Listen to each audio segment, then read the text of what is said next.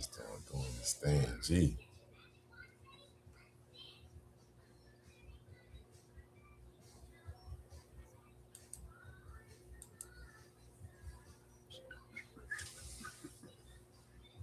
How you tell what they? I want this Johnny Appleseed stuff off from up here though. Why does that got?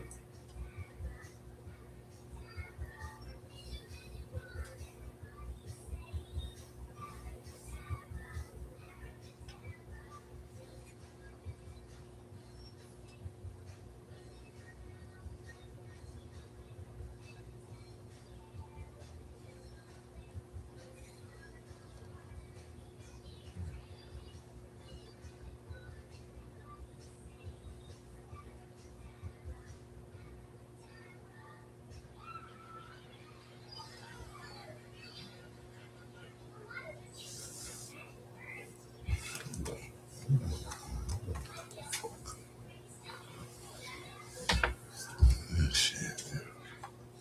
How you stop this shit, man?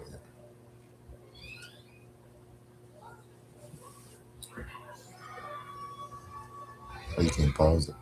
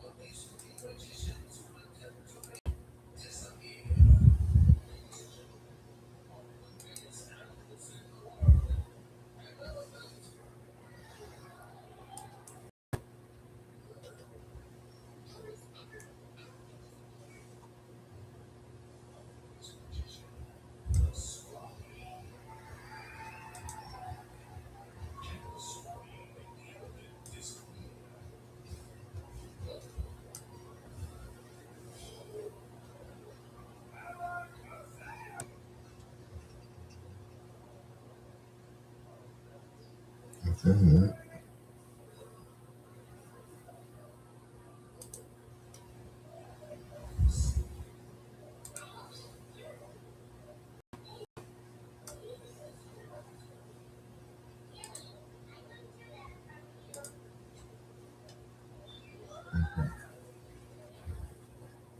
All right, let's do it.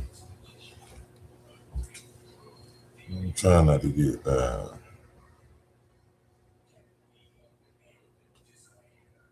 junk shut down, man. I already blocked my little clock sound count, man. I'm trying to show you something I was looking at this morning.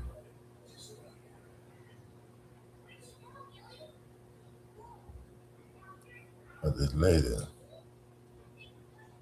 was I looking at it on my phone? Let me see.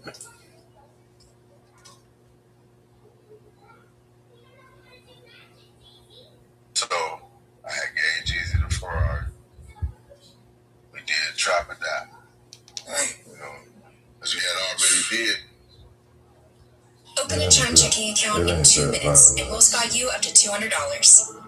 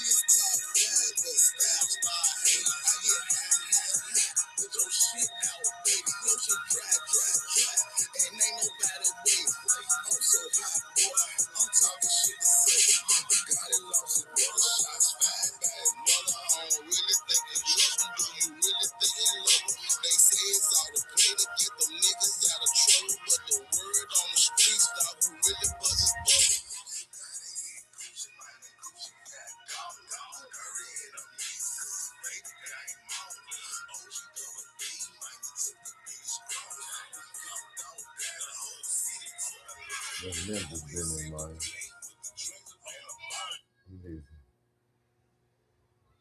That nigga on Memphis business, man.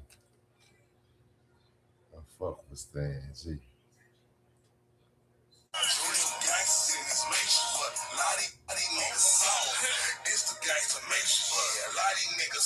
Come on. Oh, my. Oh, my. Now, what is the thing that with the little show that they got sold in the little store, man? I seen that, man. What was I looking at?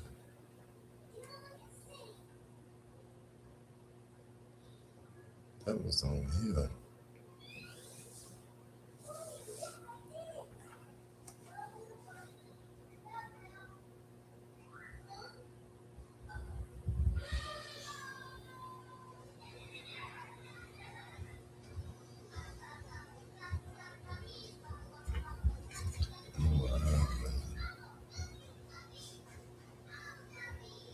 Okay, I'm gonna get to it, but I was going for why everybody want to it's crazy how this algorithm is stay right though. Not everybody that's I guess they gotta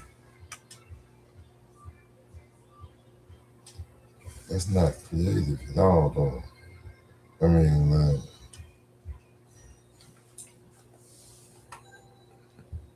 I'm trying to get in this shit, but that's not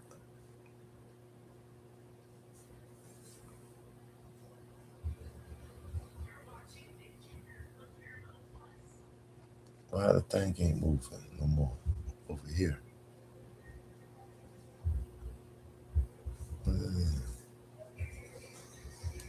Yeah. So this only pages on John.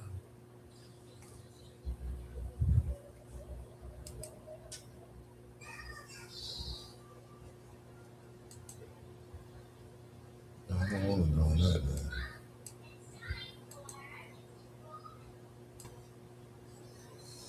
I don't want to go on that.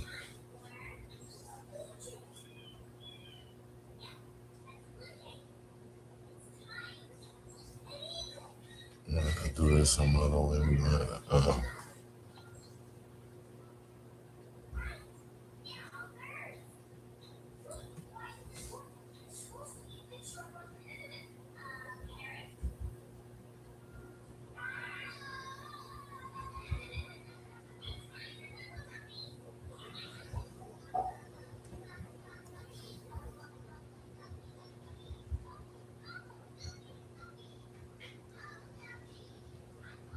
I ain't really fucking nobody, so I'm not gonna come to that.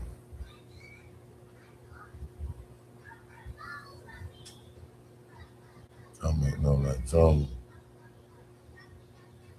The nigga playing, man. And this nigga here trying to come back up on.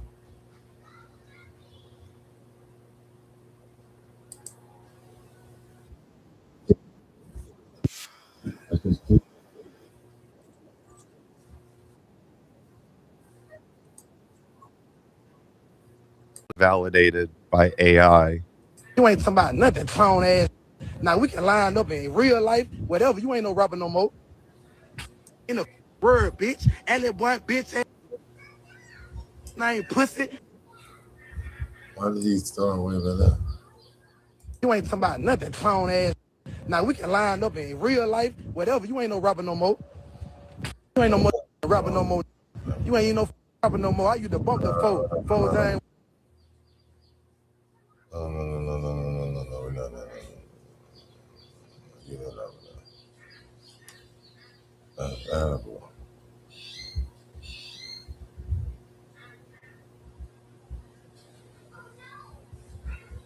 gotta figure. I mean, that's all.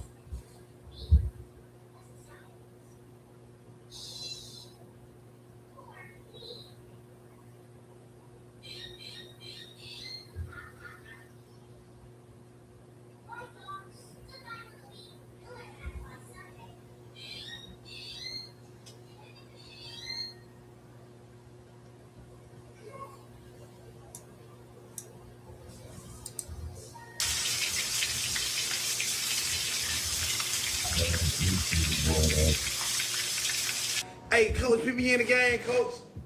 Hey, put me in the game, coach. I swear to God, I ain't gonna miss. I swear to God, I ain't gonna miss. This is my brother. Hey, he from Rollo Hood. Him and Rollo from the same hood. Rollo is not from no goddamn Roswell project for real, y'all. He is not no project, baby. He ran through the project in Somerville. His name is Lil Ryan. Hey, Lil Ryan. How much music you did with the nigga Rollo though? About 2 songs, 1 or 2 songs. That's your real homeboy though, ain't it? Yep. Y'all really grew up together, didn't it? Yep. Y'all been in the same game, didn't it? Yep. You really GFG, ain't it? Yep. Y'all, he talking about the 150 shootout. You was really in them shootouts with it. Yeah. Man. GMG right there. It's tatted on shoulder tag. Let him know it real. This is a real GMG member. This Rollo, this one of the Rollo party he really left out too, y'all. This really, rap about this. This the man who really shoot. This man was on the news for all that shit.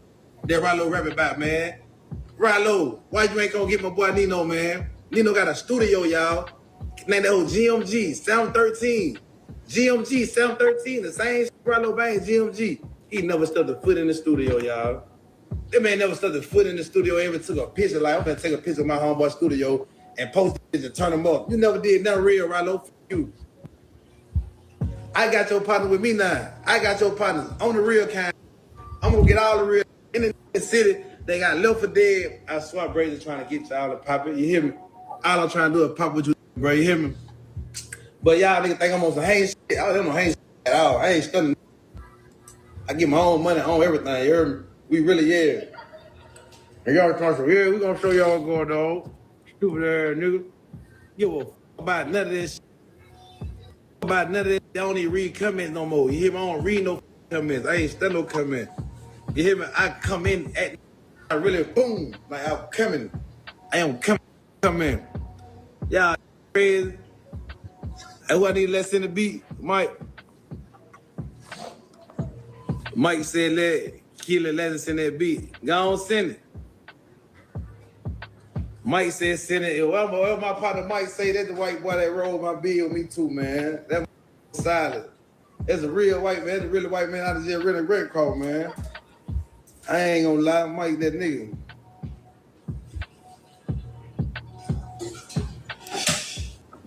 That's crazy, but I can keep on exposing these fake ass all day, bro. I can expose these fake ass all day, bro. Like real talk. I can do that all day, bro. On my mama. I can do that all day. It ain't nothing to do that. I just don't go at family like I really want to just go at family, just pop it on their ass. I really rant with. Like, I don't really want to pop it on them like that. You know what I'm saying? So I don't. This woman in Kansas City searched her name and found $6.1 million in unclaimed money. Like, what? Wait, you don't know about lines. That's one thing, but we tend to try to break things down and try to view what the mindset is. Mindset is the number one thing that we worry about on this side. Because without mindset, you don't go far. And with mindset, you can break barriers. With mindset and God, you can break barriers. So as I think about the mindset of Pooh Shiesty, for people who don't know, you must be living under a rock. But just for context setting and for people who may be viewing this in the future, we have just been notified that rapper Pooh Shiesty, along with his right-hand man, Big 30, and his father, Mob Ties, have been arrested at the behest of charges of kidnapping 7 or 8 gentlemen, one of those gentlemen being rapper Gucci Man from Atlanta, Georgia. We're going to deal with this head on today, but again, I'm going to try to deal with not only Pooh, Gucci, contracts, betrayal, but we're going to most importantly try to deal with mindset, because I know the youngsters is watching. And as far as I'm concerned, you got to be able to shake these things. I get it. I'm telling you, I get it. I understand it with all I got, because I understand even at my big age, I can be triggered. But I'm also smart enough to keep myself out of situations because I understand that fact. I keep myself away from people because I know 9 times out of 10, I'm going to handle it in a way that you ain't going to want to handle it in. And if we two Rams, let's just run into each other and figure it out. We'll just bang each other in the head. You understand me? And figure it out. And I don't like that energy. And so I stay away from people who's willing to take me there. Because what you have to remember is, in this universe, you have to share this world with a lot of different individuals. Sometimes we get arrogant. I hear sometimes the rich people say, man, why are these homeless people sleeping out here? Well, this is the nicest neighborhood in the area.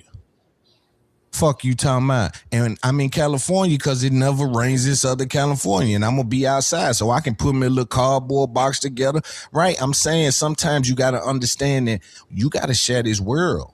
And just because you pay property taxes, nigga, that don't, you still got to share this world with individuals. That's the thing about getting rich. It isolates you in a way that disconnects you from reality.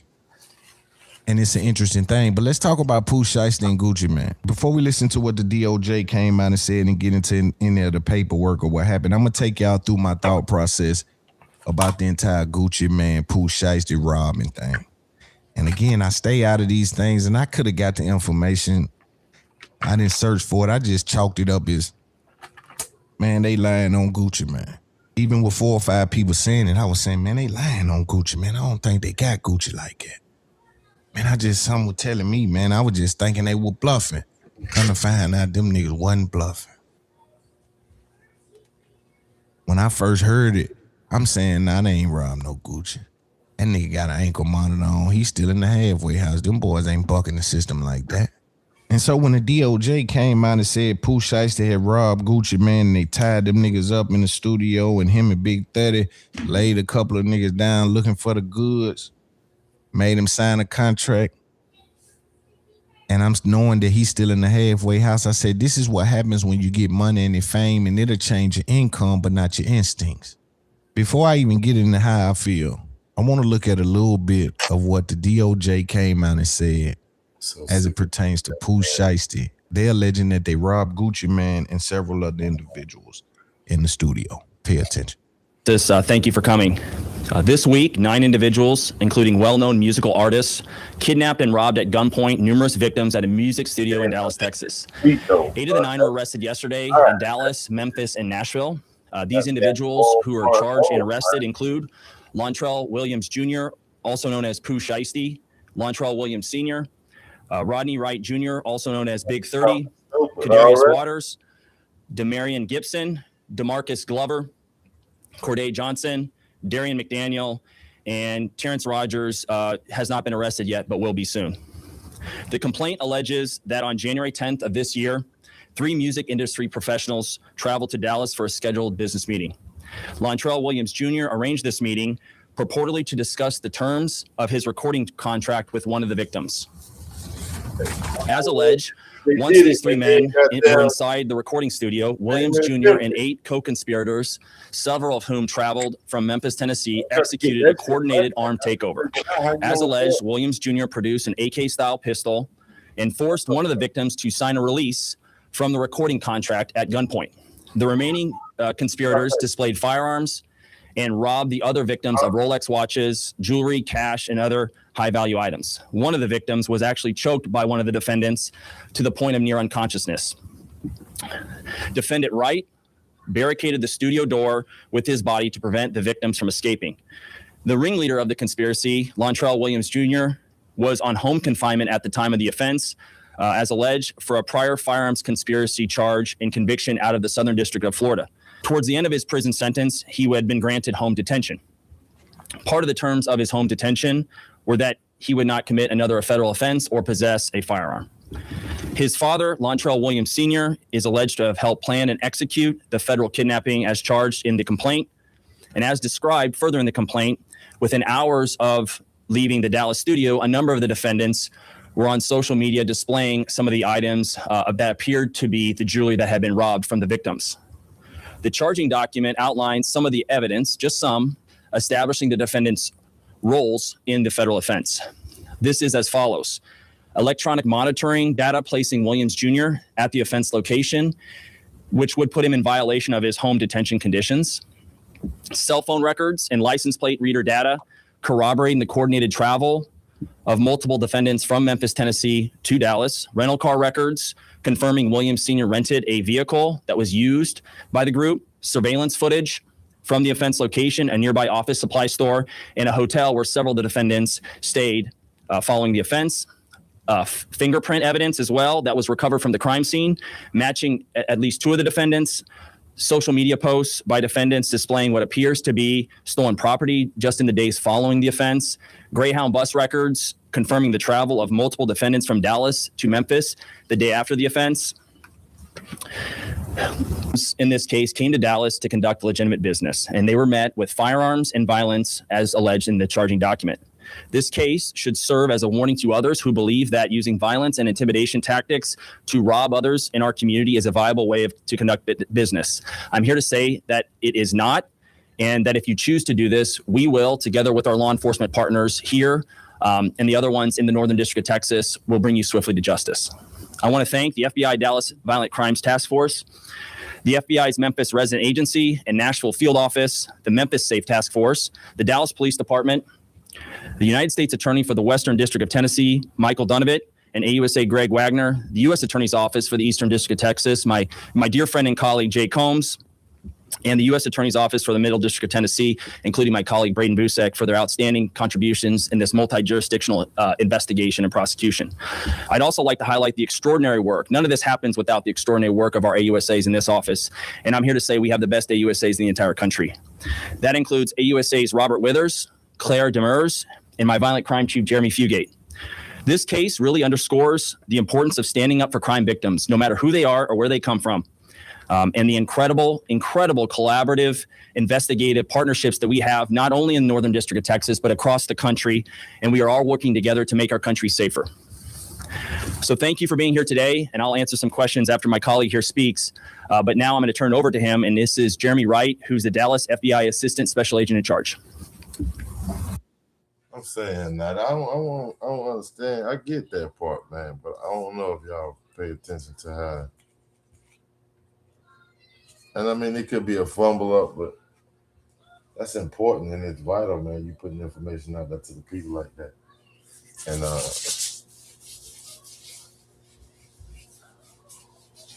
you come out there half stepping, but you're supposed to be this top of the line agency, you know what I mean?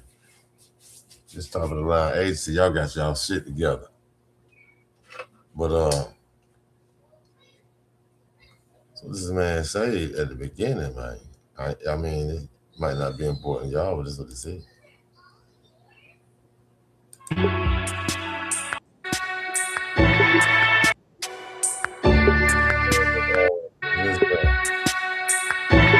Choose to do this, we will, together with our law enforcement. World with individuals. It up is, I ain't robbing them. DOJ came out. I'm sorry. Listen to this. Gunpoint numerous victims at a music studio in Dallas, Texas.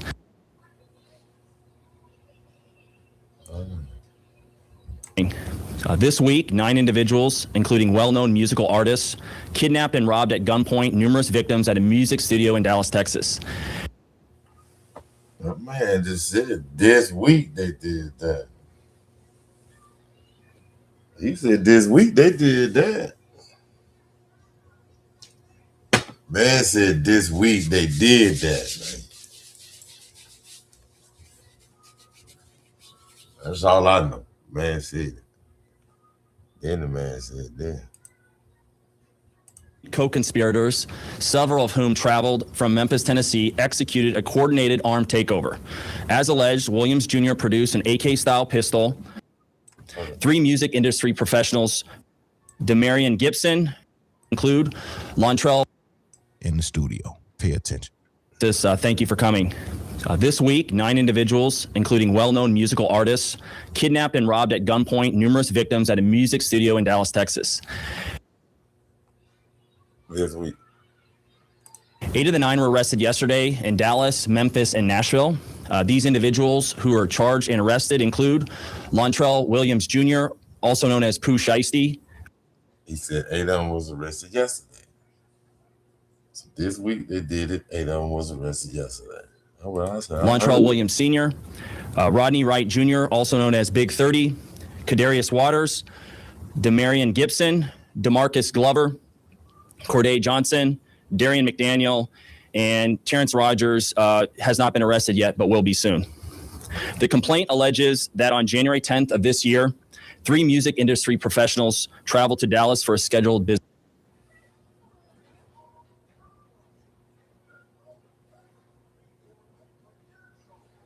January 10th.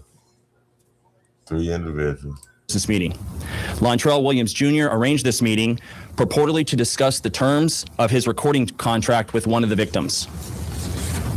As alleged, once these 3 men were inside the recording studio, Williams Jr. and 8 co-conspirators, several of whom traveled from Memphis, Tennessee, executed a coordinated armed takeover. As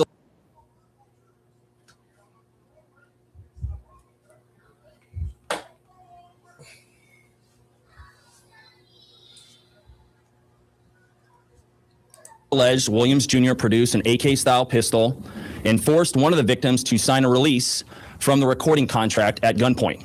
The remaining conspirators displayed firearms and robbed the other victims of Rolex watches, jewelry, cash, and other high-value items. One of the victims was actually choked by one of the defendants to the point of near unconsciousness. Defendant Wright barricaded the studio door with his body.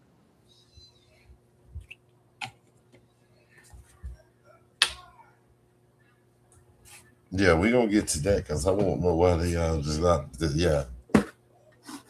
I'm with you, 30. They want 30 ass off the straight. Yeah. What this is about? They want 30 in trouble, so that they got shot there to the truck. Yeah. Or they can go.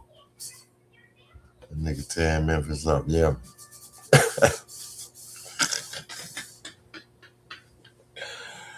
Oh shit, boy. Them niggas fucking that first 48 up there. Them 2 niggas right there is first 48. Bye. Them niggas there right there is motherfucking Mr. First 48. Both of them. They want them niggas to stop, goddamn it. Stop it. The effort, please. To prevent the victims from escaping. The ringleader of the conspiracy, Lontrell Williams Jr., was on home confinement at the time of the offense, as alleged, for a prior firearms conspiracy charge and conviction out of the Southern District of Florida. Towards the end of his prison sentence, he had been granted home detention. Part of the terms of his home detention were that he would not commit another federal offense or possess a firearm. His father, Lontrell Williams Sr., is alleged to have helped plan and execute the federal kidnapping as charged in the complaint. And as described further in the complaint, within hours of leaving the Dallas studio, a number of the defendants were on social media displaying some of the items that appeared to be the jewelry that had been robbed from the victims. The charging document outlines some of the evidence, just some, establishing the defendants' roles in the federal offense. This is as follows. Electronic monitoring data placing Williams Jr. at the offense location, which would put him in violation of his home detention conditions. Cell phone records and license plate reader data corroborating the coordinated travel of multiple defendants from Memphis, Tennessee to Dallas. Rental car records confirming Williams Sr. rented a vehicle that was used by the group. That's some bullshit, though, man. Yeah, man. Let's see what this shit I got going. What up, 40 gang? It's your boy. I'm back with another reaction to the Pooh Shiesty and Gucci Man. Now they saying why Pooh Shiesty did everything he needed to do. So we're gonna check that out, get through this video, and I'm gonna let y'all hear, and y'all write down in the comments what y'all think about what went on. Say he had a $10 million record deal that was but he was still under the 1017 contract. So let's go ahead, get right into this video. Hit that like button, comment down below, and subscribe. Let's get it. We gonna be having all about Pooh Shiesty trying to get out of his contract. Like I told him with Gucci. Yeah, he's supposed to be getting, I guess, a $10 million deal or something like that. Get some volume on your stuff, man. Gucci, but you know what I'm saying? Like I said, it's just a dumb way of going about it. That kind of sums up the motive, you know, the reason why he would go that hard to want to get out the contract. Is that public news that he had a deal backed up already for like 10 mil? A lot of money. Right, this industry news.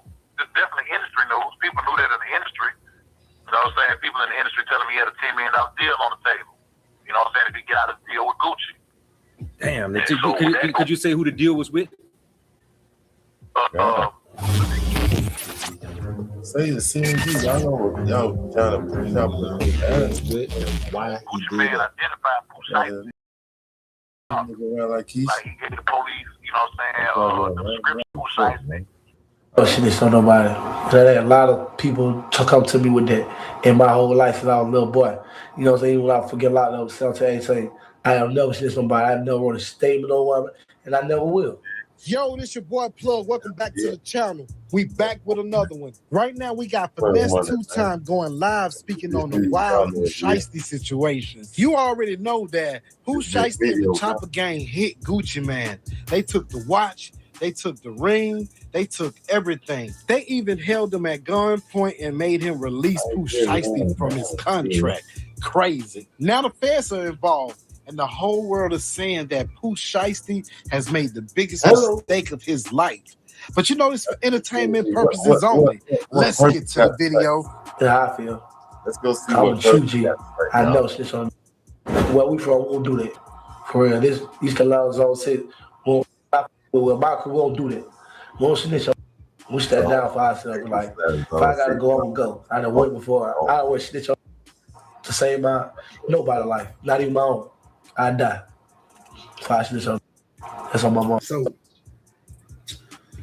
come on then. He gonna tell you. When it comes to Shiesty and Gucci, bro, I got love and respect for both of them. You know what I'm saying? Off of just seeing them online and just, I got love for their craft, what they do. You know what I'm saying? Like, it sucks to be on that type of, you know what I'm saying? Cause bro from Memphis, and I gotta ride with the city, cause that's where I'm from. I'm from Memphis, and Gucci one of my favorite rappers, top 3, top 5, like so. But like I said, from what I know and from real street resources and real, like, you know what I'm saying? Not just like, I'm talking about like a lot of street resources, me being a street and me knowing what's going on. Like I said, when I met Gucci, he had an off-duty police officer with him. Either that or a retired police officer with him that had been with him for a long time since he had got out the feds.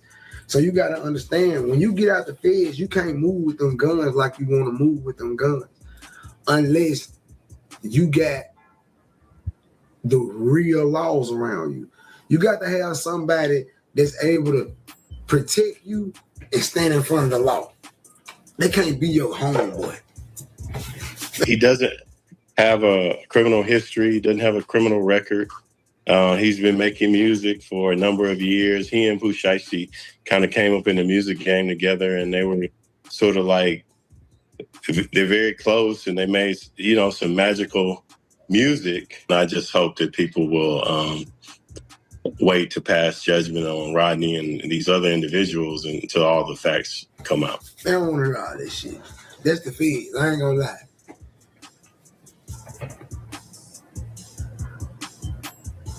Gucci was smart when he went and got real police or retired officer as his security, because his word mean a lot in court. That officer word mean a lot in court. His word mean a lot to other officers too. You see what I'm saying? First of all, like I said, free Shiesty, free 30. Like, if they is locked up, I don't even know if it's real, that real or not. I don't know. And y'all gotta understand, if he a retired officer, he damn near probably 50 some years old. When I seen him, he looked about their age. That man don't give a about no street code, cuz. See, y'all be getting that shit mixed and screwed. Y'all be wanting, they got kids and they got shit and time and loyalty and shit invested. And y'all be expecting them to keep it real. Not gonna keep it real. And it's not even about keeping it real to them. In actuality, they're law-abiding citizens. They are law-abiding citizens. You can't even be mad at them for telling. He the police. So if he make a statement, if Gucci Mane security make a statement and tell, y'all really can't even be mad at the security guard. Y'all can't be mad. He tripping. You got to be smarter than a fifth grader. You got to be smart, like especially when you fresh out the feds and when you round them, they coming.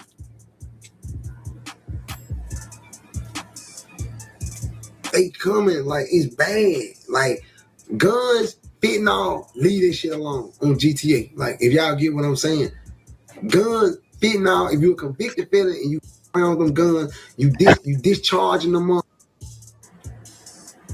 See, young 15, 16, 17, y'all around with them switches and shit. It's cool now because you go to jail, get back out, go to jail, get back out. But remember, when you turn 18, 19, 20, and they catch you with that motherfucker, they gonna think about that. They gonna see that. It's gonna be a little easier to convict you. You see what I'm saying? So it really ain't no win when it comes to that shit, to be honest. Like, and I'm a street, and I ain't gonna lie, I love the streets. I embrace everything that come with the streets, the good, the bad, the ugly. But it ain't no way to beat them motherfuckers. It ain't no way to beat them. The only way to beat them is to get out of them. The only way to beat them motherfuckers is to go legit. That's the only way to beat them motherfuckers, is to find you something to do that bring you in a nice lump sum of money and sit the down, cuz. You can't beat them. You can't beat them motherfuckers. Only thing you can probably do right now on GTA is sell a little fatality, sell a little weed. You could probably get away with selling a little weed right now, man. Long as you ain't killing nobody on GTA. Long as you ain't killing nobody, you ain't got no guns, you ain't putting the fentanyl on GTA, you all right. You gonna be all right. You gonna be all right. Like they don't care nothing about this shit. They'll let you get all the money in the world. Just don't start warring. See, the warring, the politics up. So now we got to put more polices in the area. We got to do more shit. More this. Yeah, we coming for y'all young ass. Because y'all making us spend our money. Y'all making us work overtime. Y'all making us, y'all just selling weed? Okay, sell y'all weed. Get high and live. Go ahead, sell weed. Y'all selling y'all drugs? Go ahead. On GTA, y'all go ahead. The moment them pills get the pop, and motherfuckers get the dime, they finna come holler at you. They want to see about you on GTA, and they coming with full force. You know why? Because you make politics up. The town hall meetings in the city, all the streets, the taxpayers' money, they don't want to be here. The people who pay tax, they don't want to live over here because y'all ain't enforcing law. So get what? Now they finna enforce law on you young. And then we'll be wondering why they so hard. Oh, they just hard on us. They just not you hard on yourself. Choose a different route. If you ain't hard-headed like me, I was hard-headed as a mother. I had to learn the hard way. I had to bump my head a lot of times. I got so many motherfuckers knots crossed this. You know what I'm saying? So, man, you know what I'm saying? Like, damn, and I'm rooting for brother. You know what I'm saying? I'm rooting for bro. Don't get that twisted. You know what I'm saying? I'm rooting for Shiesty. Like, I'm rooting for 30. Like, I'm rooting for Memphis. He a young, and I understand how it feels to be a young and not know no better. So I'm rooting for him. At the end of the day, and Gucci still my favorite rapper. And I'm still gonna continue to listen to Gucci. And I'm still gonna, I don't get in between that about you beefing. And if you don't like me because I with a that you don't like, you a soft ass. You a in your feelings ass. I don't know what y'all got going. I ain't in that shit. I got my own life. I got kids and shit. I don't give a what you got going with these. You talking about my boy? Got my face with you and another problems, man. That's y'all shit. I don't get no what y'all got going, boy.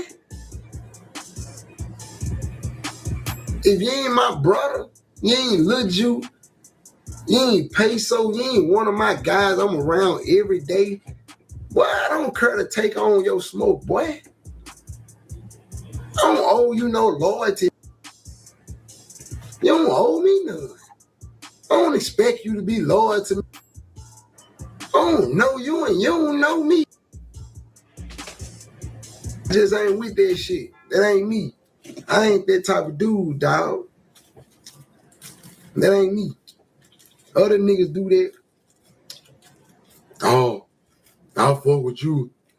Yeah, I'll fuck with that nigga.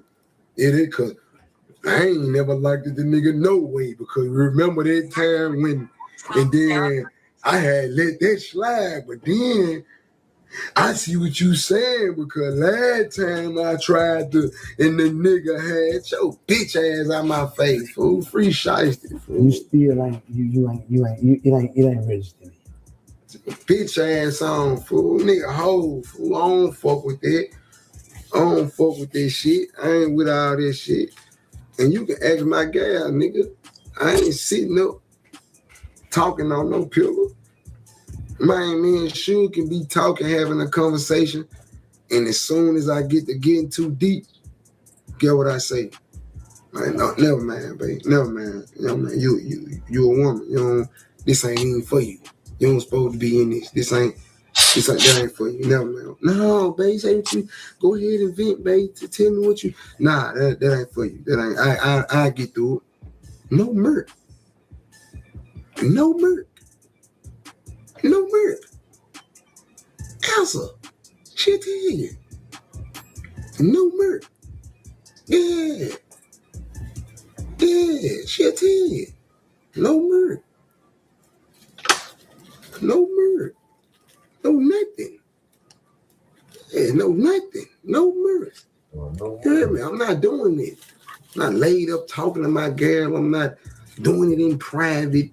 I'm not getting behind the door with my girl. Baby this, baby that, and soft or super, and then get around my friends and my niggas and act different, and none of that lame shit. No murder. No nothing. Shit weak. Niggas lame. And guess what? Let me tell you niggas something. These women know when you lame. She know you lame. You don't do nothing but sit up and talk about niggas all day. You don't do nothing but sit up and whine about why you fucked up. That's all you do. You don't get to it. You don't sit down and strategically plan this shit out. You don't wake up and get to it. You don't get to it. You ain't getting to it. This shit blue. Fool. Shit blue. You ain't getting to it. And tell Brady I said, shut up talking to me. You ain't getting to it. This shit blue. You ain't getting to it. You just talking. You ain't getting to it. You ain't staying up days and nights. You ain't staying up days and days and days and days. You ain't not going no sleep. You ain't stressing. You happy. You over there. Ain't nothing funny. When your money funny, ain't nothing funny. Ain't nothing else funny. When your money funny, ain't nothing else funny, man. Ain't nothing else funny, man. Ain't nothing funny, man. When your money funny, man, ain't nothing funny, man. Ain't nothing laughing, man. Ain't no content, man. Ain't no such thing as jokes when your money funny, man. Ain't no jokes. Ain't nothing to laugh about, man. Cry. Pout. Be sad. Yeah, run your ass into a brick wall. Go crazy. No murk. Go crazy. Beat yourself up. Nigga, you're broke. You're starving. You're struggling. Beat yourself up, nigga. Run yourself to a motherfucking wall. Yeah, nigga, go crazy, nigga. You're supposed to. Just don't crash. Learn how to turn your negatives into a positive. I've been on a crash course. I know how it feels. I balled up in my closet. I might last $3,000, $4,000, $5,000 while I was on yachts and partying. I balled up in the closet. Didn't know how I was gonna pay my rent.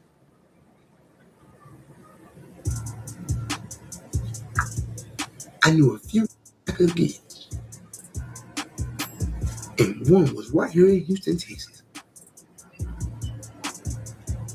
And right when I put them mother black Walmart shoes on, guess who called my phone? Kevin Gates.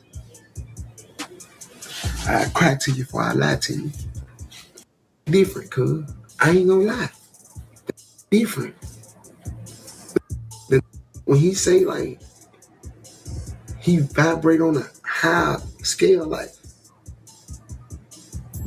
that's how I am.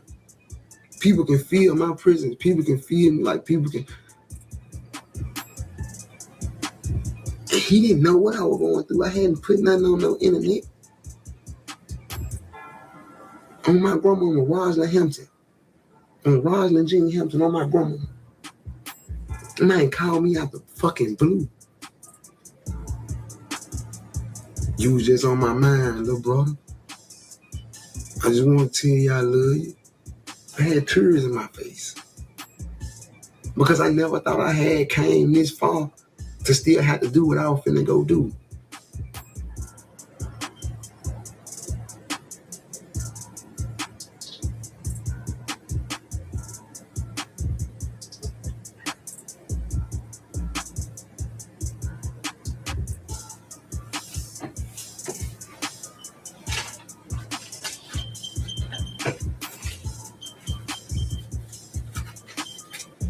He laughed.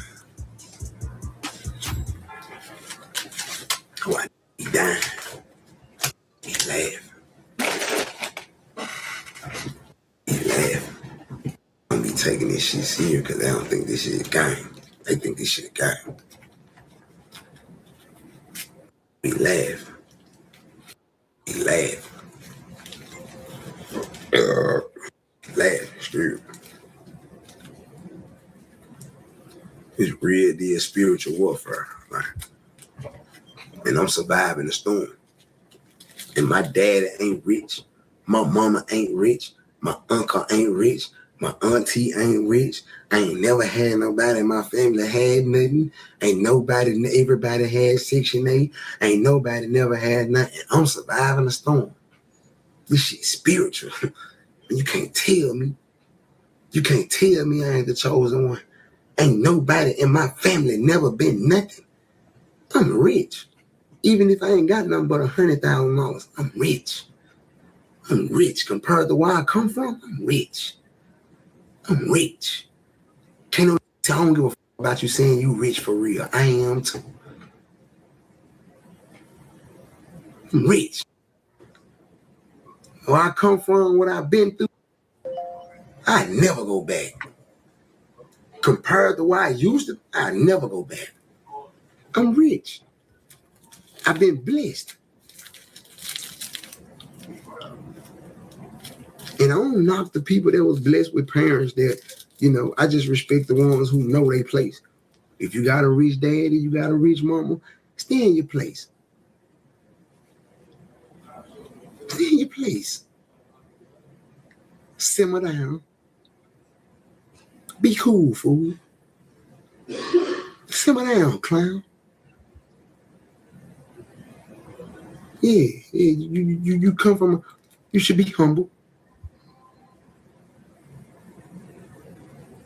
Because coming from where I come from, I ain't gonna lie, you couldn't survive it. You couldn't survive it.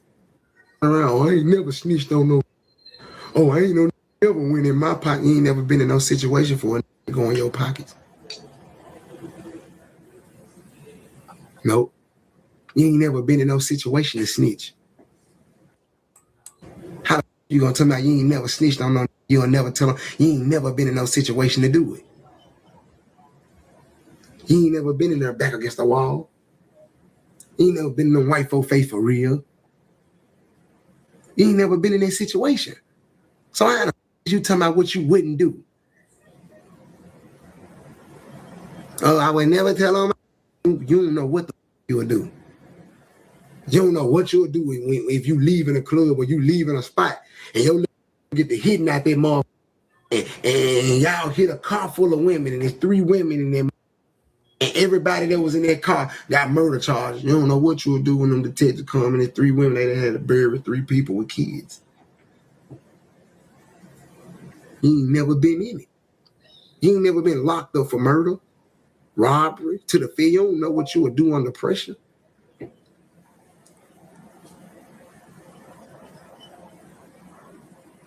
You don't know what you would do. I hate to say they don't know it. I know what have you ever been? No, but I just know me. I know I'm a real. I know I'm a little. Yeah, man. And because when I was young, shut up, bitch. You ain't been through a thing. Yeah, right. You ain't been past go. Okay. And you talking about what you will and won't do. Shut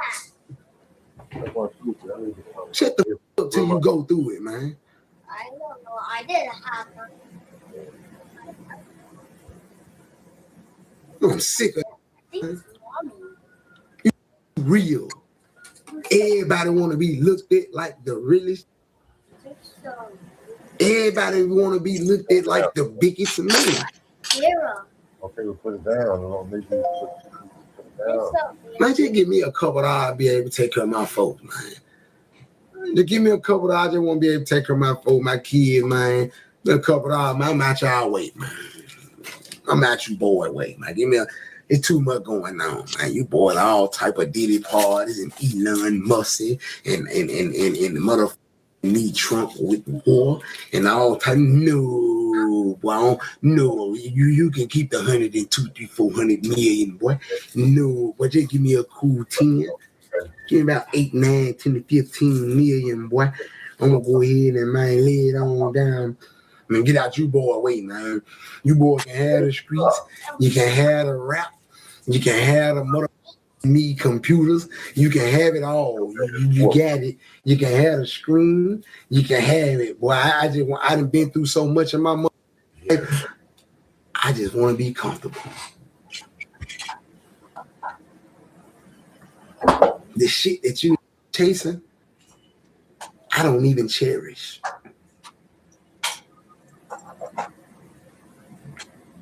I ate noodles with no packet in real life. When I was in jail, I ate bologna, tater chips, and vanilla cookies for breakfast, lunch, and dinner for 3 months. You think I gotta have a Maybach?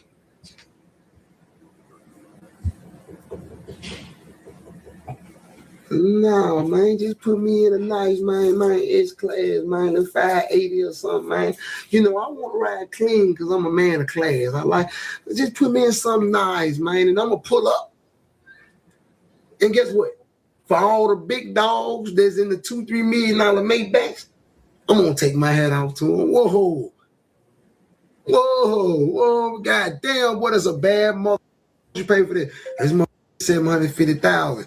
God damn, boy, you done ran it up and took off and did your goddamn thing. Keep going, my boy. Goddamn me. One day, boy, goddamn me, I'm going to get me one of these, boy. I tell you, boy, stay up, boy. It's love, boy. And I'm going to keep on going about my life. I ain't finna hate on no. This shit motivation to me. You different. You different. You different. You get around this handsome and get around with more money and get around this tall and get around and buckle up and want to hide your hoe and don't want to. No. But they feel, boy. See if she real, boy. Yeah, put her in front of these millionaires. You think she love you? You think she real? Put her around this shit, boy. Let her go. Let her go do what she do, boy. If you think she love you, that's how you gonna see. That's how you gonna see. And if it's real, it's gonna be real. Ain't nobody gonna be able to say, "Oh, I this right here since he been with her." Oh yeah, finesse. Oh yeah, I just shook last month. I just shook last. No, if any rapper, basketball player, hockey, MLB, soccer, kickboxing, anything, say that gal, it was for me. It wasn't with me. You know, the Pee-wee. The Pee-wee. Yeah. Yeah, I don't give a about what no did for me. This me now. That's crazy. Finesse do have a few points, but y'all let me know how y'all feel about it. Don't forget to like, comment, and subscribe. This your boy Plug. Peace. Hey. Plug talk. You're looking at the plug.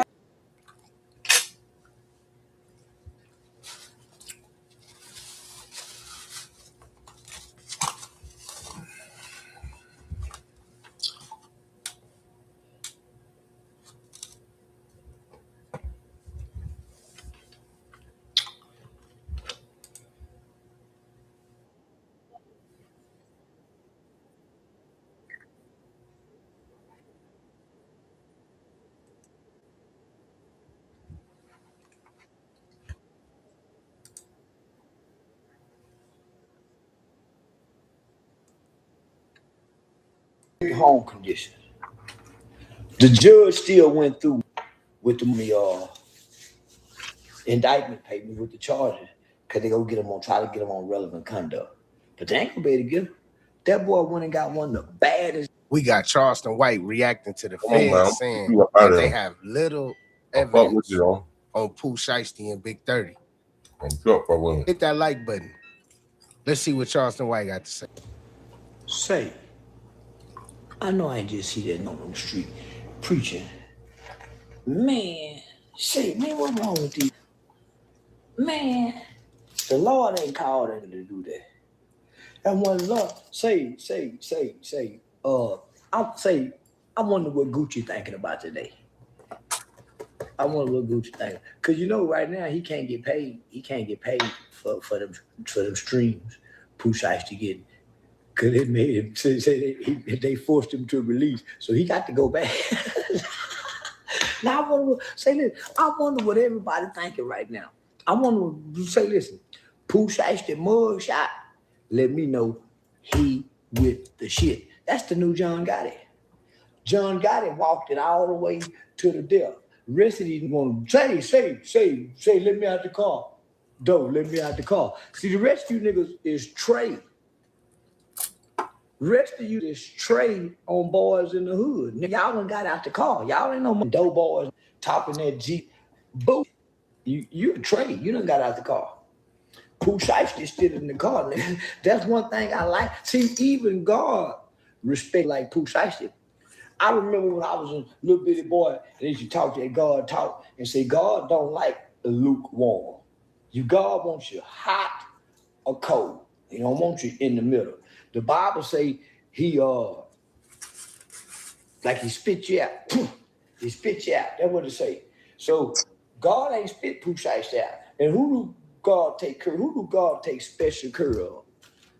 Fools, babies, and elders. Y'all seem like y'all got some sense now. Now y'all don't want to be fooled. That's why I play the fool. Nigga. God take good care of me playing the fool. And he gonna take good care of Pooh Shiesty. Guess what the feds came out and say? I ain't never heard the feds come out and say, hey, y'all.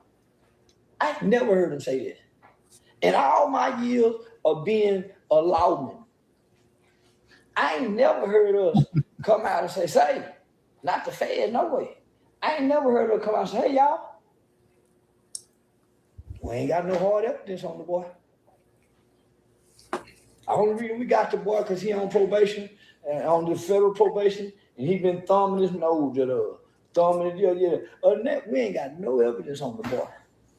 Don't y'all know if goddamn Lyntrail, boy, what's that baby beat this? If that baby beat this, him and 30 come out. And 30 about to lose some weight. Cause he look like he went in there hungry. 30 look like he was hungry. 30 look like he 30 look like a fat hungry man. Say, have I missed dinner yet? Can I get a sandwich? You know, if they'll get a boy a sandwich if you're hungry. Hope he'll talk and say something. But yeah, now, I got my money on Shiesty. I'm putting my money on Shiesty. He go back in like 6'9", 90 days, and he back out hollering second day out on the field. I'm betting on Shiesty. Now on the back end, I'm betting Gucci win with the, because he ain't gonna be able to keep him on contract no more. Yeah, come on over with me, Gucci. There's no way Gucci can recoup from this. Matter of fact, it's a whole bunch of seats over here for you used to be. The has-been, y'all can hang y'all jersey up. Like Rollo. Rollo a has-been. He can go in the Hall of Fame.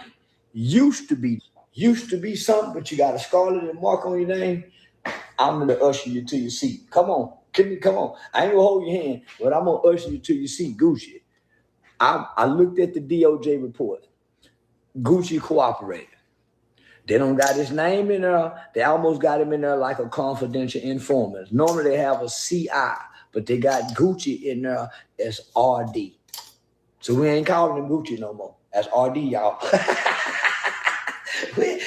we ain't calling the boy Gucci no more. Boy, it's RD. RD done went in there and told them, boy, RD told them people the clothing that Lyntrail was wearing, Junior was wearing, Junior boy was wearing. Lyntrail did that. Yeah, that's what he told me. He described Lyntrail. RD is a rock. No. And boy, listen. Say, listen. RD wrong, y'all. RD was supposed to keep in the streets, according to Lil Baby. When Lil Baby and Thug them caught Offset outside of Magic City and made the boy strip, he put it in the song. Turn the boy into a male stripper. He was talking about Offset. Kids just keep it in the street. So they gonna keep it in the street. They kept it so street. Big Pooh Shiesty went to Office Max.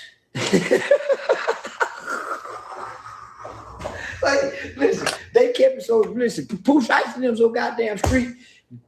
The contract, when they put the gun in the Gucci head and made Gucci sign the contract, that contract comes from Office Max.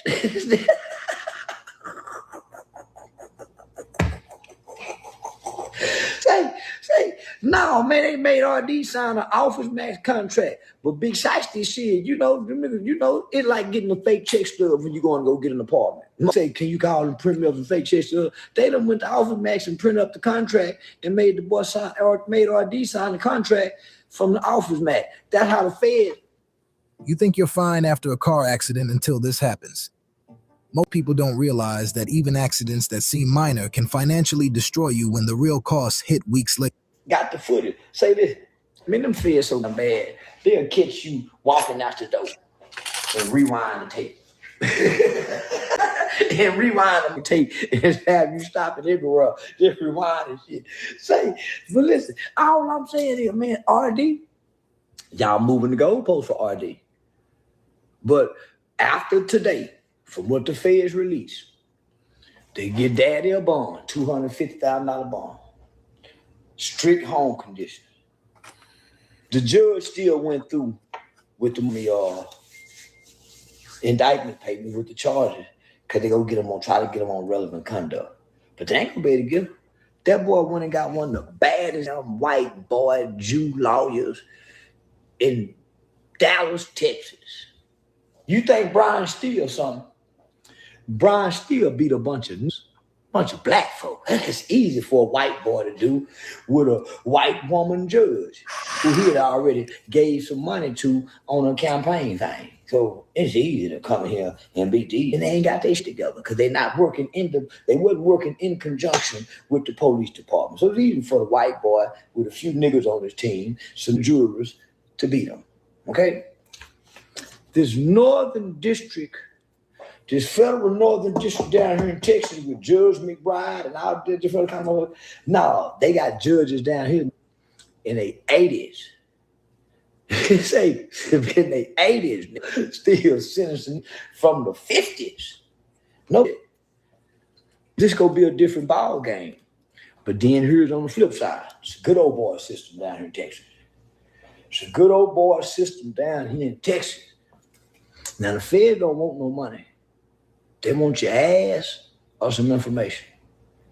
3 of them ain't gonna have no lawyer. They gonna get them a little lawyer, but them go, yeah. Back to what I was saying. That lawyer better than Johnny Cochran, and he white. Why you say that, huh? He ain't never lost. Brian still got a few. This man he's never lost an appeal. And he never lost to say he bad. He bad. I don't think I want this group locked up. Now, gotta change your heart for this. I don't want him in Big 30 locked up. These some of the bravest young. I think this is damn me Huey P. Newton and Bobby Seale all over again. I think these two look like Tookie Williams and Raymond Washington when they started them West Side Crips. They done took down RD. And you know how hard it was? And then the feds came out and said, hey, Lintrell and 30s didn't have no guns. 30 ain't touched no guns. So I think the most they gonna get 30 on is some probation violation. Be gone maybe a year or so. I'm betting on 30. Gucci Mane, I think Atlanta go down there, y'all. Atlanta had their time to shine. Atlanta should have kept it player. They went gangster gay. Oh, they've been downhill ever since. Ever since Atlanta started putting tight britches on and tattoos on the front of their thighs and things like little baby them and wearing them crop top shirts. And ever since the jeans got tight, Atlanta been going downhill rapidly. Not bullshit. Rollo tried to save him with the Muslim look, with the Taliban, with the Pakistan look. Rollo tried to save him. They coming back. They were getting back Rollo. Then here come little baby and Thug, push Rollo them out the way and put back on them mini skirts. And boy, it seemed like it's been a curse on Atlanta. Until y'all come out your mini skirts, Atlanta, won't nothing good come to you. That's what Celia told Mr. And Mr. Life been up ever since. So listen. God damn it. Boy, listen. Pooh Shiesty now have solidified itself as the Tupac of this generation. That gonna be a cult leader. Oh, he gonna be bigger than TD Jakes. Creflo Dollar, Benny Hinn. So he gonna be big in the. What's that other name? Who everybody used to do? The white boy. The Fur used to do all the tours and I think of it. He dead now. I can't think of his name. Yeah. But that boy gonna be something.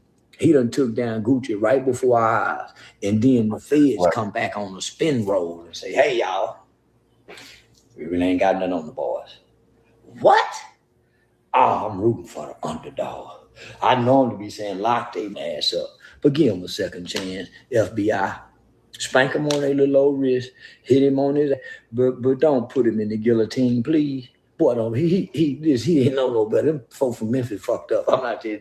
Boy, daddy went with him. So yeah. If anything, get daddy. Yeah, get his ass. He had no business leading the charge or none of that. No, I'm just playing. Don't get that either. This just was a basic misunderstanding. If I had to say anything, it's just a basic misunderstanding. Yeah. And this is great for American society. These gangster rap time is over with. It's crazy. It's over with. Pooh Shiesty gonna be the long lost gangster.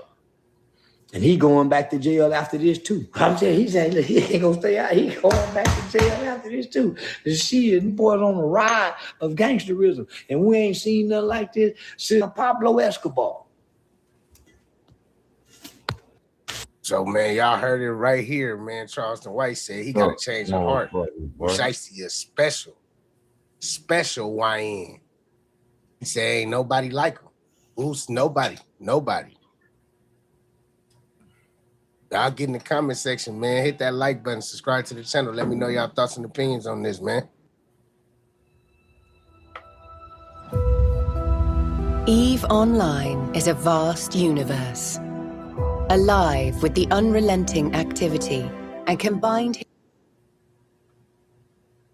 When you hear the phrase "it's lonely at the top," that shit real. You got to get comfortable with your own company. It's messy in the beginning, it's tricky in the middle, but it's beautiful in the end. So they lock us up, and I go to jail, and they don't let me finish the last show. I'm looking at my stage set as they putting handcuffs on me. What was the transition of growth, even to record My President is Black 4 months before he won? I made a decision to leave the streets and what I knew. I made a decision, and I stuck with it, even when it got hard, even when I was lonely, even when I was confused. I come from a culture where, in an era where you couldn't really plan for Christmas because you didn't know if you was gonna make it. What's one thing healing taught you that streets could never? I've lived 9 lives. My only defense mechanism was just to be able to become numb. That's the beauty of it all, because I was really depressed. 3 songs in, and I just see shit flying on the stage, and I'm like, yo, man, I'm telling my security, I'm like, yo, they throwing stuff at me. He said, sir, those are panties and bras. I was like, oh my God.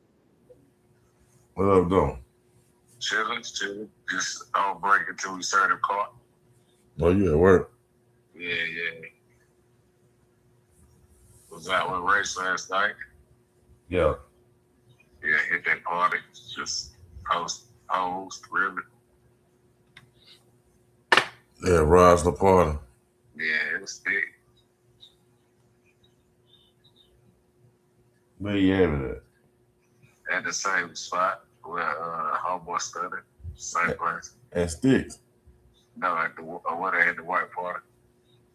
At where Joe had that party at.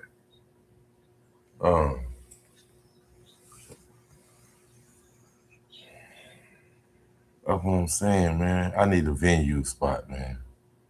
Oh, yeah. I need a spot so they can throw these venues in.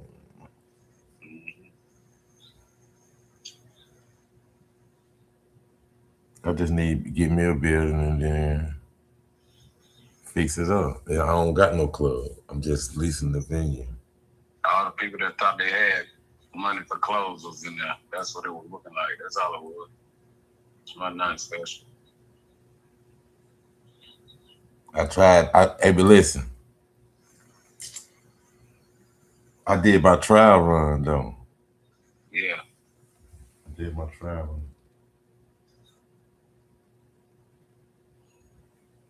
No, I mean I did my trial run with the South. That's where I'm from. Yeah. Real talk. So being from there, in my eyes now, I'm looking at it like I did my local run. I'm finna, then when it's Hillcrest, West Asheville, like DVU, PBA, you know what I'm saying? Yeah. When I'm in them little areas trying to scrape up my scrape up the way I scrape up, you know what I mean? Yeah. It's like I done left the city in hindsight 2020. Yeah. But you're never welcome. You are welcome in your homes, in your city, but you don't blow up in your city. You blow up from your city. Yeah. You know what I mean? But I got to see what the city got for me. We got to see what the city got for us. So when we move, we gotta. They prime for the. They prime for. They prime for. Oh yeah. That's why I be kind of like slightly standoffish because I be seeing the cap kind of in the real time because I be ready for the go. But when we'll be stagnant a little bit, I be seeing the RPM. I'll be like, man, let's take it to another platform. Then it'll be like, hold up, and then it'll be round here, and then I'll be like, okay, cool. Then when I try to RPM, it'll be like, hold up. I'll be like, what? That's how in my head. You feel me? Like, yeah. You know what I'm saying? Now hold your horses, but I'm on rails. I'm like, all right. On all levels. I was like, that shit wild. So I just sit back and write notes down mentally on all levels. Niggas, bitches, red flags, looks, everything, bumps, all kind of shit, touches. I was getting all that shit out. I was like, damn, what you mean by that? Like, over the shoulder, like, what's up, babe? I ain't seen you in a minute, then I walk by, pull on my sleeve, like, damn, I ain't talking to you since damn the high school. What was that? Yeah. I'm talking about white weeks, baby mama. I'm like, damn, Dickie, what was that? What was all of that?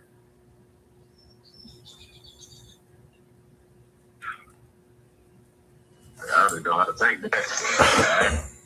It ain't. You gotta.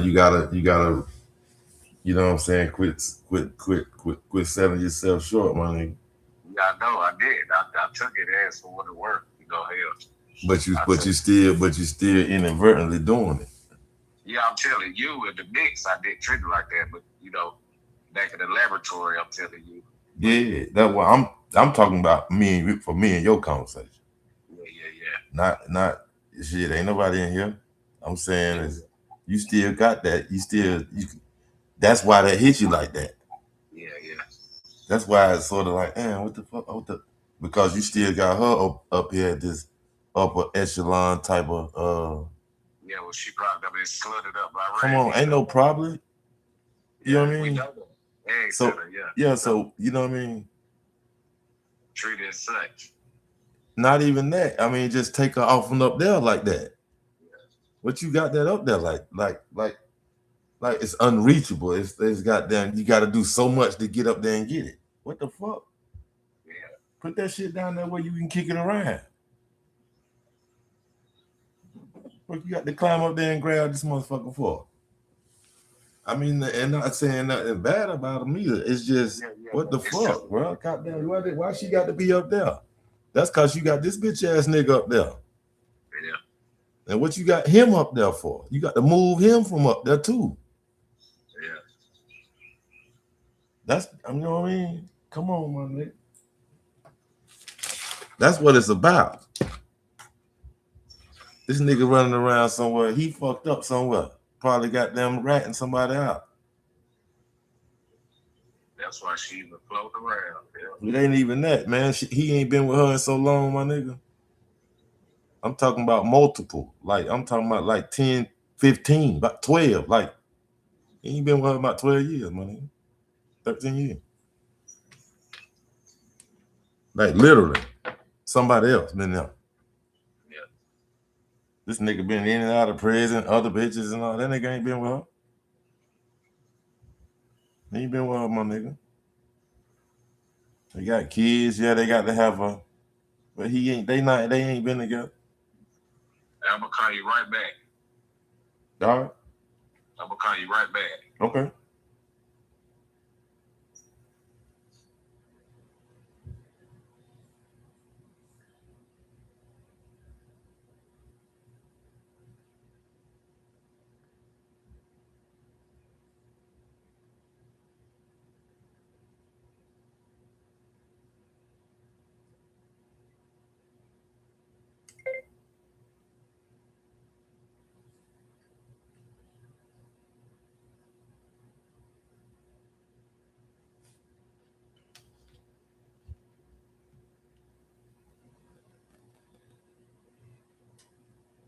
You got to hang up.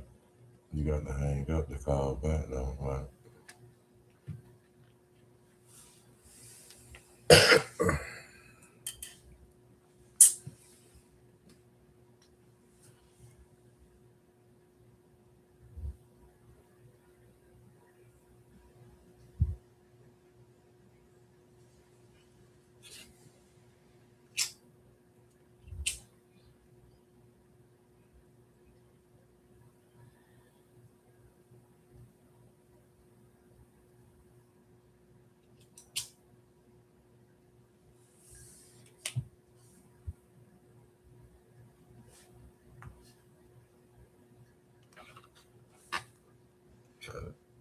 Nice.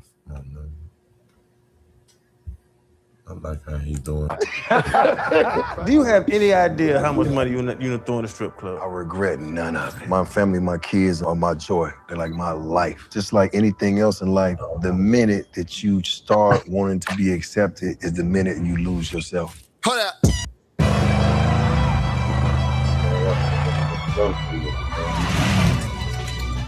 Limitless, niggas to me, God pinning it. I fought the head to witness it. Got my people feeling militant. Way I'm feeling got me up. On the mission got me up. Knowing me, I got the key. Only vision I can trust.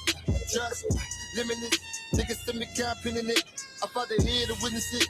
Got my people feeling militant. I brought Jeezy to Gainesville. Legendary. Oh, yeah, for sure. My boy. Yeah, Man, yes. pleasure. Pleasure, brother. Yes, sir. Yes, sir. Already. Chan said he brought you to Gainesville with him. Man, That's what happened. He said 05. Man, I got to college in 02 with that Trapper Die. Oh, yeah. And the Mitsubishi Del Monte. They said, bro, what's that? Don't worry, I'll burn you one. I ain't buy it. Yeah, no. they weren't for sale. Hey, you say you brought him to Gainesville. This is a real life story. I don't know if you remember. 2004 Super Bowl in Jacksonville. Okay. You came down and did a show. Yep. Bam, promoter. That was my homeboy. Yep. I actually gave him the bread to bring you to Jacksonville. Oh, wow. Yeah, I was in a wheelchair on crutches. I was a little banged up, but you did your thing. Okay. Left. So You was good or you straight where? He just passed away, heart attack. Okay. Yeah, Okay. but you, legendary for sure. You know what's crazy about that story is that's why I lost my voice at. That show. Wow. That's when it actually happened. Nobody taught me how to perform, you know, because I'm coming straight from the streets, you know, and it started to work over the years, and now I got to do these performances, and that was like the biggest show I had ever done. Right. Because before then, all the shows I was doing was like in these hole-in-the-wall clubs. They didn't even have stages. You had to stand on the speakers. Right. And I was so excited about coming to Jacksonville for the Super Bowl, show up about 100 deep, 3 tour buses. Yep. You know what I mean? Pull up all black, go in there mobbing. I get the mic, the sound system a little hot. I'm yelling, screaming, and I get back to the bus after the show and I can't talk. Wow. And I couldn't talk for like maybe almost 8 months after that. That's crazy. And I had to get surgery. Coach K had to take me to get surgery. I was embarrassed to tell him I ain't have insurance. You know what I'm saying? I had, 2 Ferraris in the driveway. You had car insurance, though. I had no insurance. I didn't understand the concept, you know what I'm saying? But until I had to do it, so I had to get surgery. And that was right around the time that I signed my first deal with Def Jam. So I was hiding out from them because they was looking for me to do promo run, but I couldn't talk, but I didn't want the label to know that. Wow. So we was all concerned that once I got the surgery, I might not sound the same. You know what I mean? So that was the kind of feel, but that's Jacksonville. That's what I. Well, I mean, if you heard the voice and see the face, you know exactly who it is already. Yeah. J. Jeezy Jenkins. Yeah, Jenkins. Jenkins, as they probably call him in Atlanta. This is Fred Taylor. This is Shannon Crowd. I'm Ryan Clark. Yes, sir. Pivot fam, man. Thank you for pivoting with us. There's another funny story of that, though. What was Justin Bieber's voice coach? Oh, yes. How you remember that? Oh, yeah. And then yeah. you say like the UPS. Yeah. Tell us that story. So this was around the same time. Yeah. So I got everybody living in my house with me. Like I got my whole neighborhood. Everybody living in my house in Alpharetta. And after surgery, we come off the road because I can't perform. So everybody's just at my house. And I got to do vocal lessons to get my voice back. Lady, shout out to Miss Jan. She's the best. She was Justin Bieber's and Selena Gomez's vocal coach. So she become to be that. And she had me play these CDs and sing along with them. So it'd be like, la, la, la, la, la, la. So imagine being in the house full of people from your neighborhood and you singing in the shower trying to get your voice back. So it was crazy. And then we was in there rehearsing one day going through the different notes.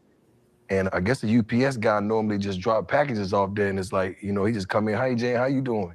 He came in, dropped the packages off, hey, Jen, how you doing? I'm back there, fa la la la la. He got to the door. He was like, is that Jeezy? I was like, oh, man. Probably one of the hardest things I ever had to do, because, you know, my ego was, you know, because I had to get better. I was scared. I lost my voice for good, but I was finally getting it back. But man, it was hard, man, because you know, the homies get to cracking jokes, man. I mean, you know, it's crazy. Being the meal ticket, like you said, when did you have to stop that? Because you can't have a whole, you can't have the whole hood live with you forever. When did you have to stop that? I did, man. I moved to Malibu. I got a place in Malibu for a while. Don't know what that came from, but I just always wanted to live there. And I was out in Malibu, got a place, put a studio in the basement. I was recording. But at the time, I was kind of away from Atlanta, so I just started seeing things differently.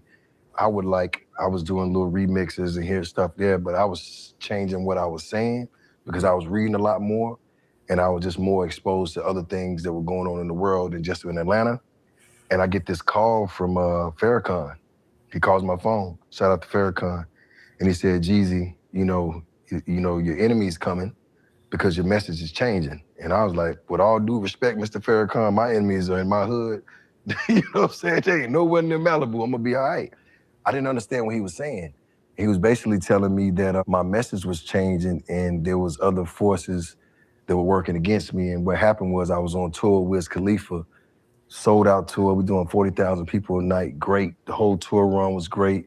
I only took the right people. I didn't have any extra people. It was everybody that was working, my assistant, my drivers, my security. I had one of the homies with me because he just was good on the road. And I get off the stage, we get to Bay, and we do the show. And normally I stay and watch Wiz perform because I go on right before he does.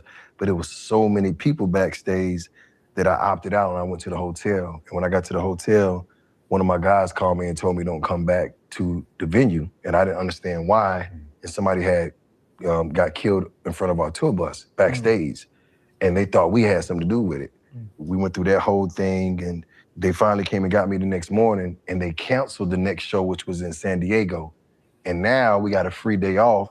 So now I get to LA before the last show that's in Anaheim, and Chris Brown calls me and asks me to come to his album release party. I go to his album release party, and this is the night the shooting happened with Suge and everybody got shot. I'm staying right there, you know what I'm saying? Yeah. And just so happened, when we leave there, I go to the hotel room. Now I'm exhausted and I'm tired. And I tell my man, hey, in the morning, just call me a call service and I'll get on the car instead of the bus because I've been on the bus the whole time.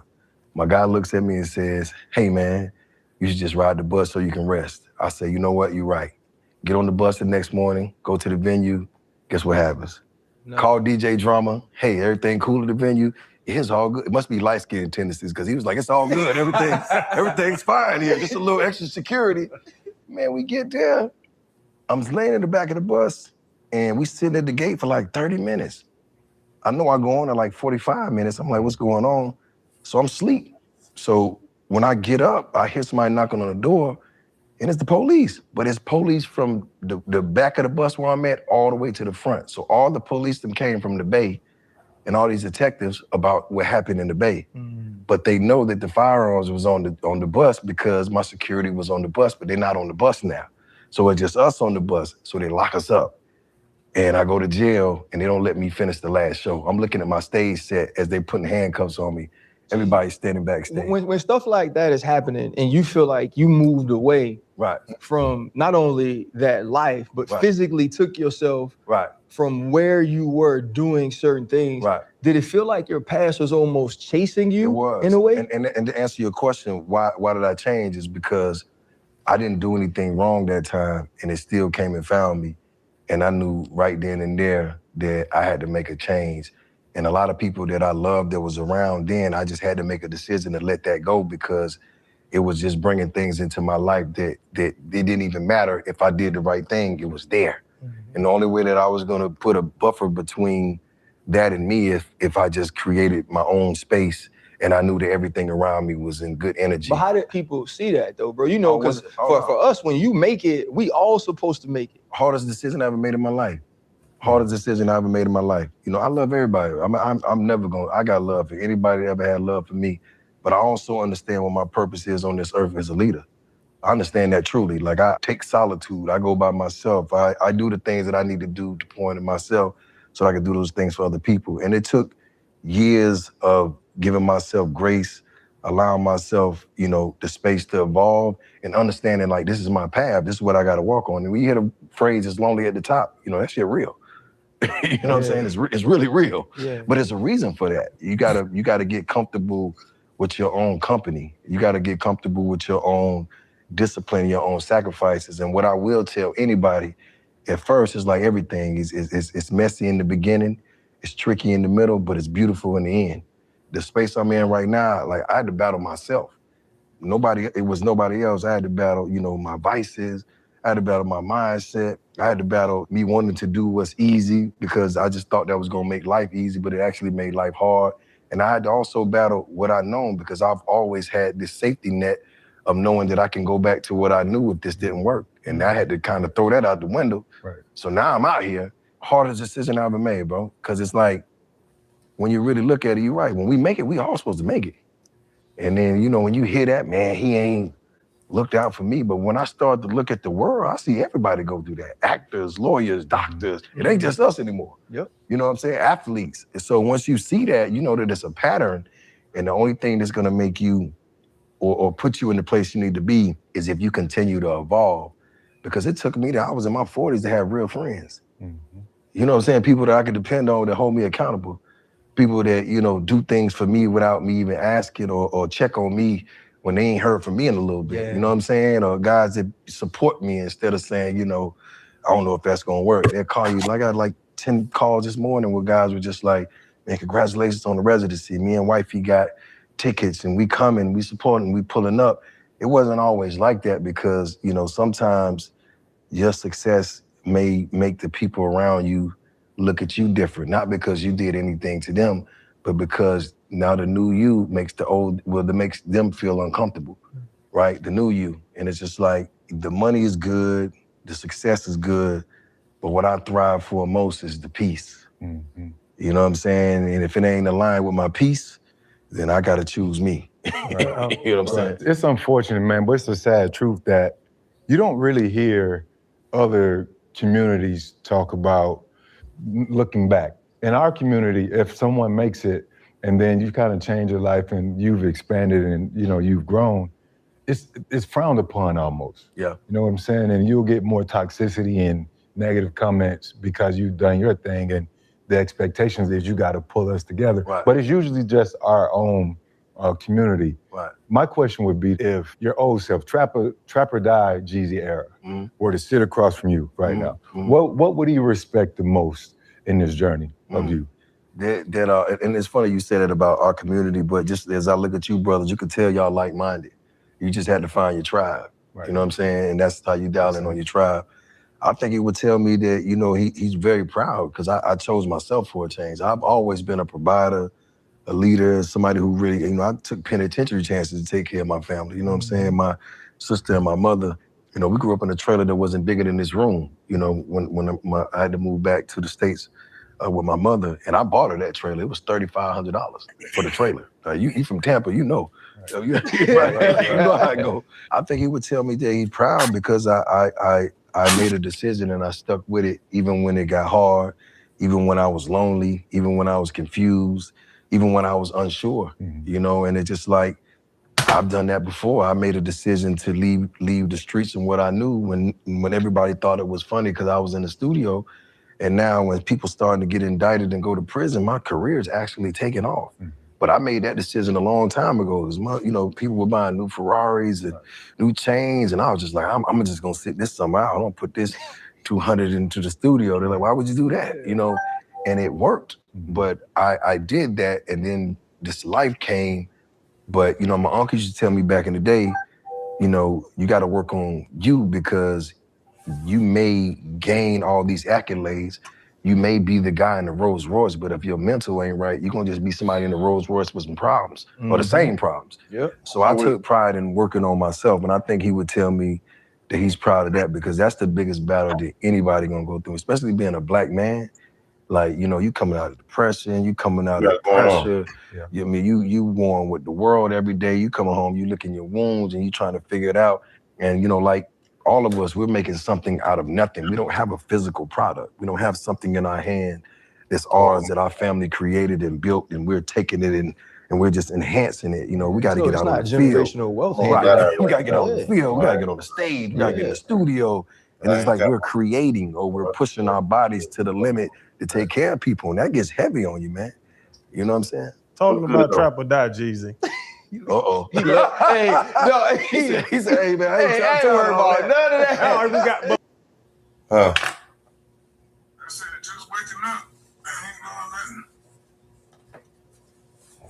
You gotta go to work. No? You off today? Yeah.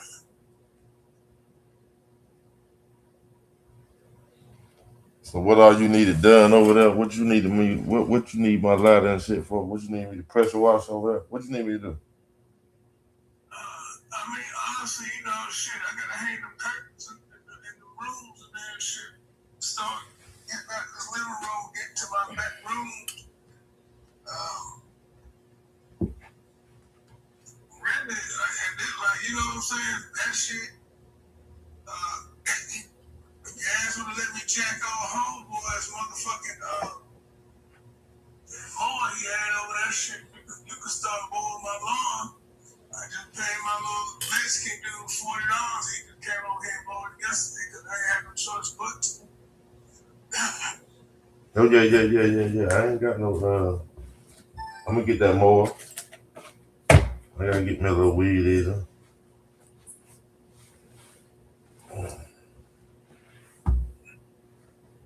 I mean, I got a weed eater. I'm gonna give me some gas weed eaters. I got electric weed eaters. So.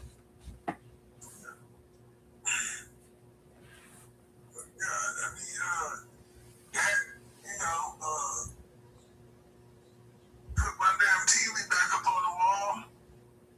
It was nothing major, like I said, just like that. You know.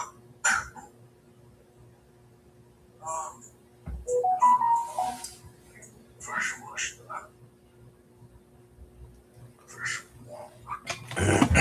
No, I'm gonna try to goddamn put my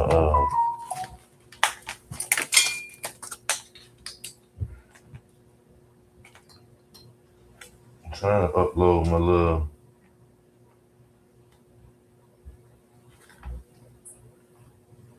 Put all my little shit together, man.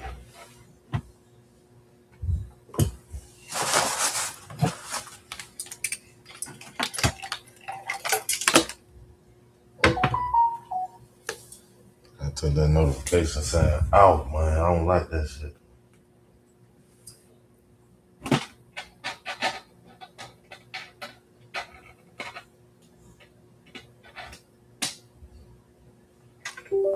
So I got this little Android, right? The Android I got from you, matter of fact. Yeah. I'm trying to use it.